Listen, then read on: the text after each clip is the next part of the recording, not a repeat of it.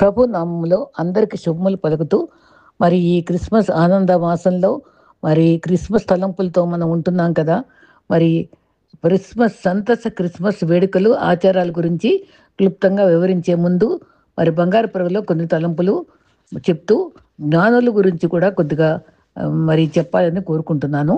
మరి ఈ క్రిస్మస్ కాలంలో ఈ క్రిస్మస్ తలంపులు గత సంవత్సరం కంటే ఎక్కువగా ప్రభుని ఘనంగా ఆరాధించుకుంటూ హృదయంలో భద్రపరుచుకొని నూతన రీతిగా సాక్ష్యం ఇవ్వడానికి దేవుడు మనకి సహాయపడుతున్నాడు. ఆయనకి మహిమ కలుగాక. మన ప్రతి ఇల్లు కూడా ప్రతి హృదయము ఆనందంతో నిండాలని నేను నిండుగా ప్రార్థిస్తూ, ఆ ప్రేమ లక్షణాలు వ్యక్తపరచడానికి క్రీస్తు వచ్చారు కదా. శత్రుత్వం వదిలేద్దాం, ప్రేమతో జీవిద్దాం. సాటి మనుషుల పట్ల ప్రేమ, దయ, కరుణ చూపాలని ప్రపంచానికి శాంతి సందేశం ఇచ్చిన దైవకుమారుడు యేసు ఈ వేడుకలో ఆనందంగా ఇదంతా జరుపుకుంటున్నాం కదా. విశ్వ మానవ జాతికి తన ప్రేమతత్వంతో మరి వెలుగులు పంచిన కరుణామయుడు ప్రేమమూర్తి పుట్టుకరోజు మనం జరుపుకుంటున్నాం. మరి కష్టాలపై దృష్టి ఉంచక దేవునిపై దృష్టి ఉంచి ప్రార్థిద్దాం. ప్రార్థనలో కార్చే కన్నీరు రాతి గుండెగల హృదయాలను కరిగించి వినయంతో క్రీస్తుని నమ్మేలాగా చేస్తుంది. ప్రార్థన పైకి వెళ్తుంది, కృప కిందికి వస్తుంది. విశ్వాసి కథను దొరకచ్చు సాగాలంటే మొదట మోకాళ్ళపై నిలబడాలి కదా. దైవ జ్ఞానం గలవారు బలవంతులు, దేవుల్లో బలవంతులు. ప్రేమ గలవారు దేవుల్లో బలవంతులు. చురుకైన వారు బలవంతులు. తగ్గింపు గలవారు బలవంతులు. బలహీనలు కాక మరి బలవంతులుగా జీవించాలి. క్రీస్తు వాక్యం నిలిచిన వారు కూడా బలవంతులే. అపోస్తల కార్యం 13:47లో నువ్వు బూదిగంతముల వరకు రక్షణార్థముగా ఉండినట్లు దీన్ని నియమించానని చెప్పారు. మరి ఇతరులకు రక్షణ కలిగించే మార్గంగా ఉండాలి. సైతాను నుండి దేవుని వైపు నడిపించాలి. ఇతరులకు వెలుగు కలిగే మార్గంగా ఉండాలి.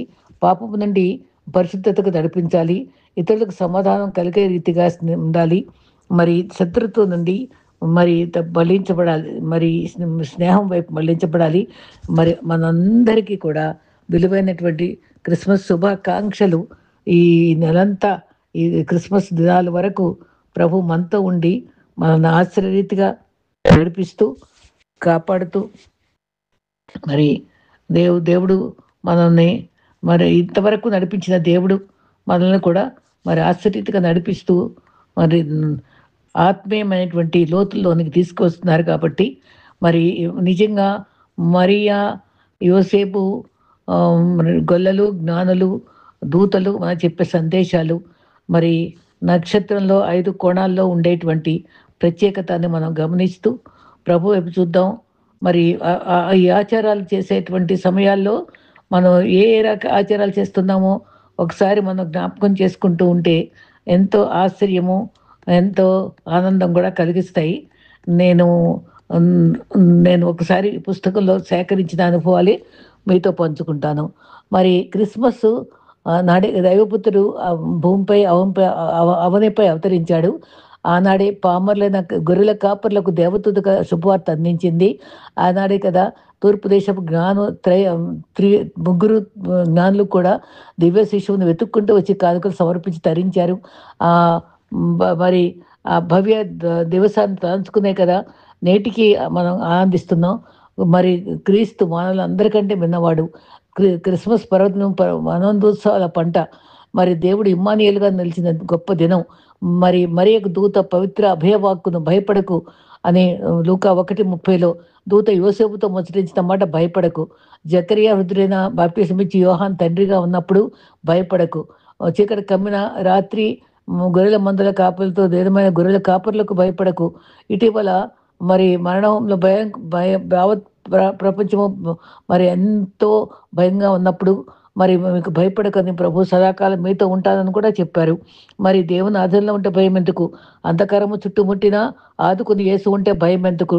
క్రైస్తవుడు చావుకు కూడా భయపడి దిగులు పడరాదు.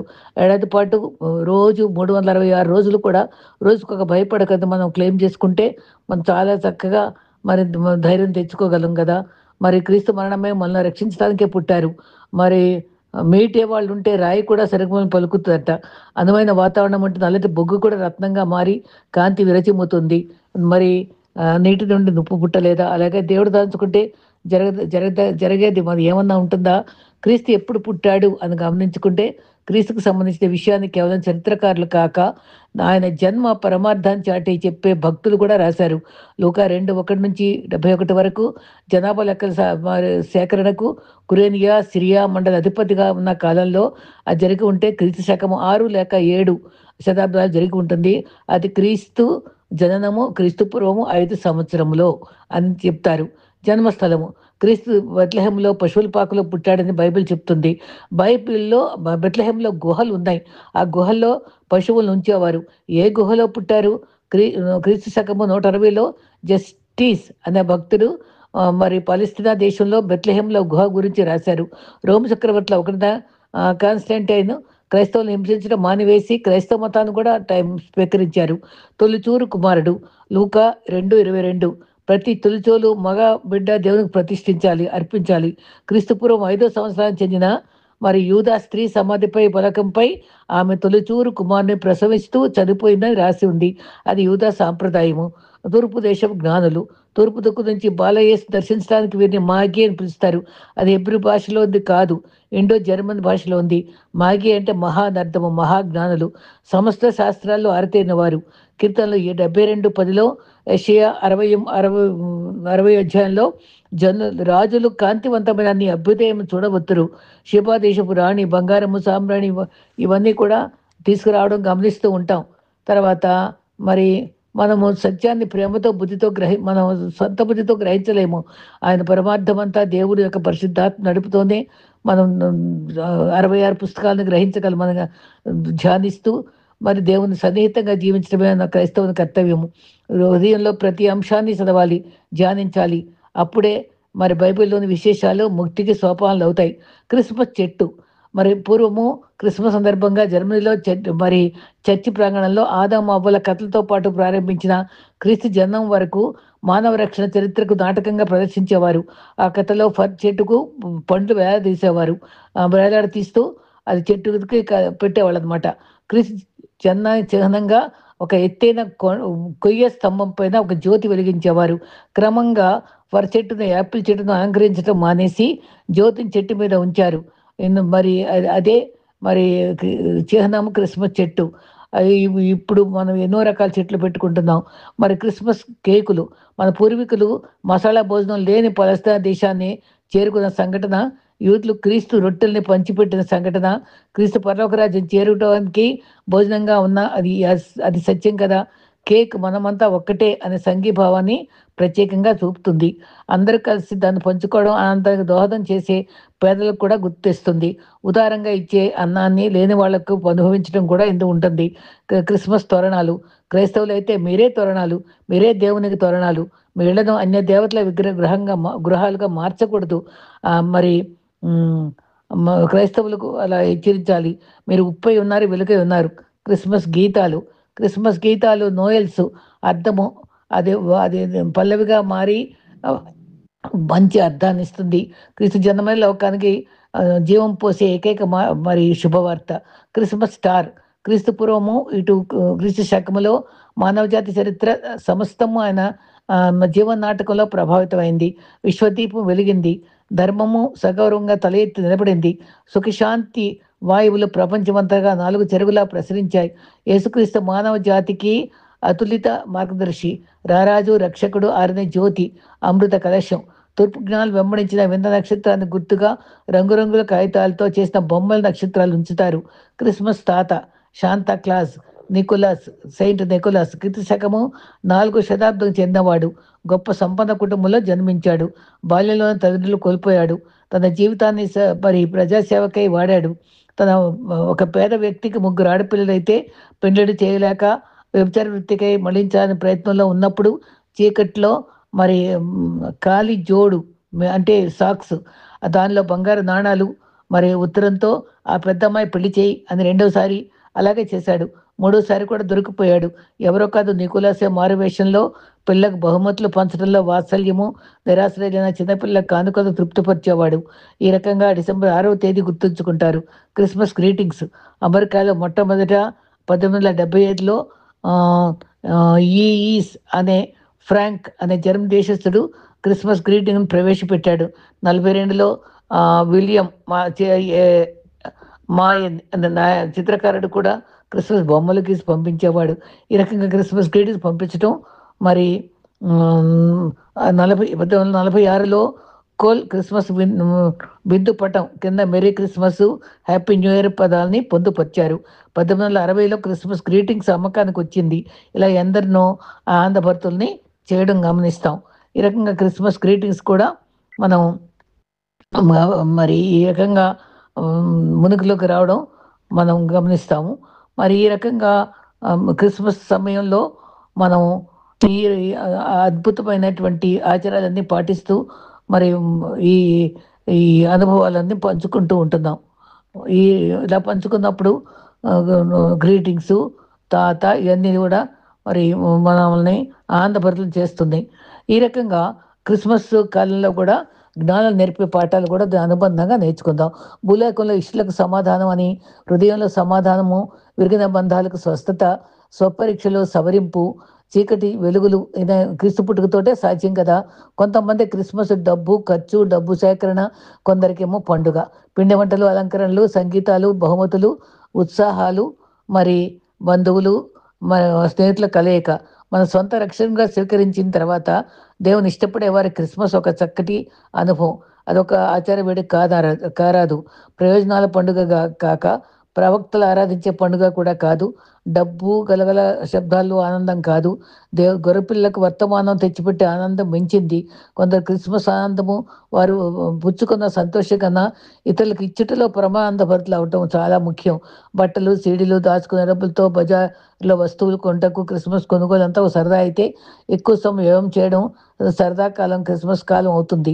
డబ్బుతో కొనలేని క్రిస్మస్ ఆనందం, పేదవారికి ఏమి కొనలేని వారికి సంతోషానికి దూరంగా ఉన్న కొందరికి క్రిస్మస్ ఆనందం పంచేందుకు వస్త్రాలని, ఆహారాన్ని సంతోషంగా పంచగలిగితే అదే సంతస క్రిస్మస్. కొందరు వినోదాలకి, వేడుకలకు వెచ్చించే ఖర్చు విరామంగా అదే రోజుల్లో వ్యతిరేక భావంతో గడిపే క్రిస్మస్ కాలంలో ఆ సందర్భం మరి చరిత్రలో ప్రత్యేక సంతరించుకుని దేవుని కుమారుడు మానవావతరణం మన మధ్య నివసించే ఉనికి ఘనంగా జరుపుకునే ప్రేమించే వారికి చాలా అర్థవంతమైన క్రిస్మస్ కాగలదు. యోహాను 1:14లో వాక్యం శరీరధారి కృపా సత్య సంపూర్ణుడిగా మన మధ్య ఉంది. మరి దేవుడు కృపలతో మనల్ని బలపరిచే ధన్యత ఇచ్చాడు. ఈ రకంగా క్రిస్మస్ ఆనందాన్ని మనము ఇతరులతో కూడా పంచుకోగలుగుతున్నాం. మరి దేవుడు నోటు మాట గమనిస్తే లూకా 19:20లో నశించిన దాన్ని వెతికి రక్షించడానికే మనిషి కుమారుడు వచ్చాడు, అవతరించాడు. క్రిస్మస్ ద్వారా మహిమాన్విత సత్యాన్ని అనుభవిస్తున్నాం. ఆ రోజుల్లో మరి సమస్యల్లో తేడా లేదు, మానవ ఏదో తేడా లేదు. అందుకే మత్తయి 11:28లో ప్రయాసపడే భారం మోసుకున్న వారులారా నా ఎద్దుకు రెండని ఎంతో చక్కటి ఆహ్వానం అందుకున్నాం. మరి నీరైతే తుచేందుకు సిద్ధంగా ఉన్నాడు. మరి గొర్రెలకు జీవం ఇవ్వడానికి, సమృద్ధిగా ఇవ్వడానికి క్రీస్తు వచ్చాడు. మన ఖాళీ గుండెల్ని నింపడానికి వచ్చారు. మరి ఒంటరిగా దిగులుతో ఉండే వారిని సంతోషపెట్టడానికి క్రీస్తు వచ్చారు. మరో విధంగా క్రిస్మస్ నీతో అనుభవించడానికి క్రీస్తు జన్మించారు. చీకట్లో నడుచు జనులు గొప్ప వెలుగు చూస్తున్నారు. మరణ ఛాయలు గల వాళ్ళకి వెలుగు వస్తుంది. ఇమ్మానుయేలుగా మన తోడుగా మన దేవుడు మనతో ఉన్నాడు. మరి ఈ రకంగా శుద్ధరాత్రి సద్దనంగా అందరూ నిద్రపోయే సమయంలో క్రీస్తు జన్మించిన పాట మనం పాడుకుని ఎంతో చక్కగా మంచి భావాలతో క్రిస్మస్ నింపుకుంటున్నాం కదా. ప్రతి క్షణం అనేక ఒత్తిడితో భీకర హింసాత్మక గంటలను ఎదుర్కొంటున్న క్రిస్మస్లో ఒకసారి ఊరట, క్షమ, ఒంటరితనం, భయాలు పోగొట్టుకునేటువంటి చక్కటి సంతసి క్రిస్మస్ మనకెంతో ఊరట కలిగించేదే. క్రిస్మస్ కథలో ప్రాముఖ్యమైన భాగం చీకట్లో నక్షత్ర వెలుగులో తమను తాము నడుచుకున్నటువంటి సాగిలపడి వచ్చి మొక్కినటువంటి జ్ఞానుల గురించిన సందేశం ఎంతో ఆదర్శమైంది. మరి ఎవరు ఎంతమంది అంటే మనకి మరి కొందరు ముగ్గురన్నారు, అది చాలామంది అయి ఉంటారంటారు కొందరు. వారు చూచిన వ్యక్తులు అసాధారణ నక్షత్రాన్ని చూచారు. ఎంతోమంది గమనించకపోయినా వారు గుర్తించి శ్రమ తీసుకొని శారీరక నేత్రాలతో పాటు ఆత్మీయ నేత్రాలతో అన్వేషించారు, ఆశించారు. మరి కళ్ళతో వారు చూస్తారు కానీ మీ కన్నులు చూస్తున్నవి కానీ ధన్యమైనవని కూడా బైబిల్లో చెప్పబడుతుంది. ఆశ్చర్యకరమైన సంగతులు చూసినట్లు మా కన్నులు తెరవమని కూడా ప్రార్థించుకోవాలి. వాళ్ళు వెతికే వ్యక్తులు. నక్షత్రం చూసటం మాత్రమే కాదు, వారు ఏది ఎలా చూపుతుందో వారు వెతికి సాధించారు. వెతికి వాళ్ళ ఫలితం పొందేటట్టుగా మరి వచ్చారు.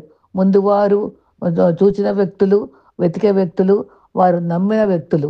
అంతేకాదు నమ్మిన వ్యక్తులుగా వారు క్రమంగా నక్షత్రము చూసిన దిశలో వాళ్ళు ప్రయాణం చేసి లోబడి విధేయత చూపించి వారు గమ్యం చేరుకోగలిగారు.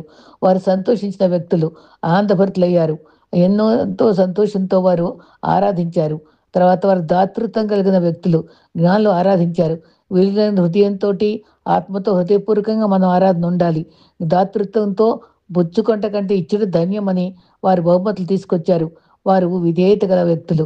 ఈ రకంగా 7 భావాలు మనం జ్ఞానుల నుంచి తీసుకోగలము. ఈ జ్ఞానులు అర్పించేటువంటి బంగారము, బోళము, సాంబ్రాణి కూడా ప్రత్యేకతను చూపిస్తుంది.